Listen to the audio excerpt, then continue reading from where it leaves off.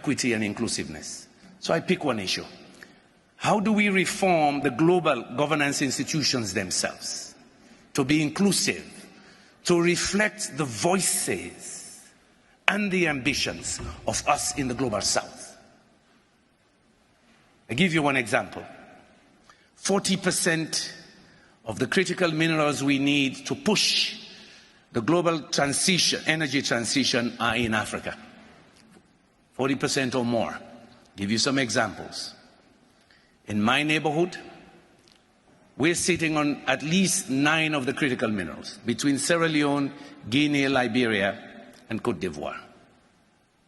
Guinea alone has the largest deposit and the purest deposit today of iron ore. But yet, our 3 countries in that neighborhood are amongst the 10 poorest.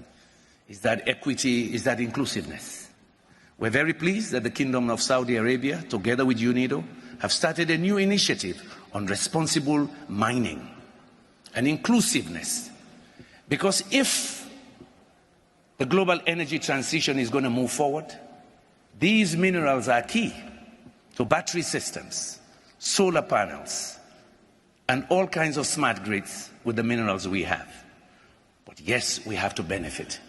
Some of our countries export billions of dollars of minerals, yet the value left back is 7% or 10%.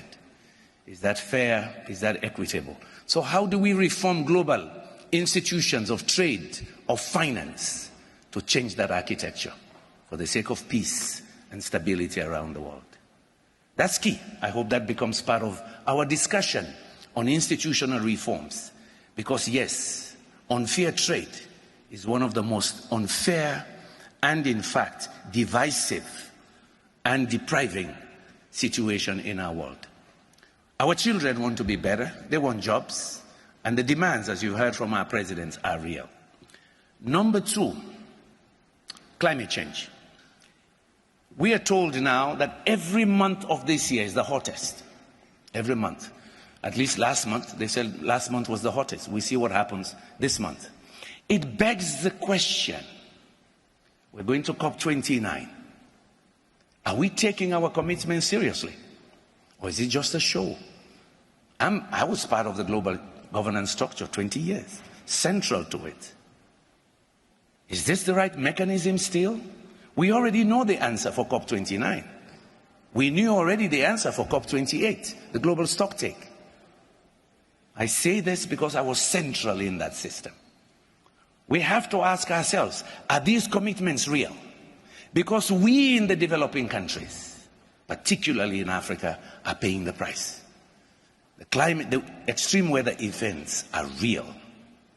The devastation is real. And every study shows a 1-degree rise in temperature in the temperate areas, in the Sahel, is 1.5. How do we deal with this? Do we need different types of global governance structures to really address the real issues and, as the President said, follow our commitments? It's not only commitments in terms of financial flows, but it is commitments in being responsible citizens. Those who emit more must also change how they use energy and how they also emit.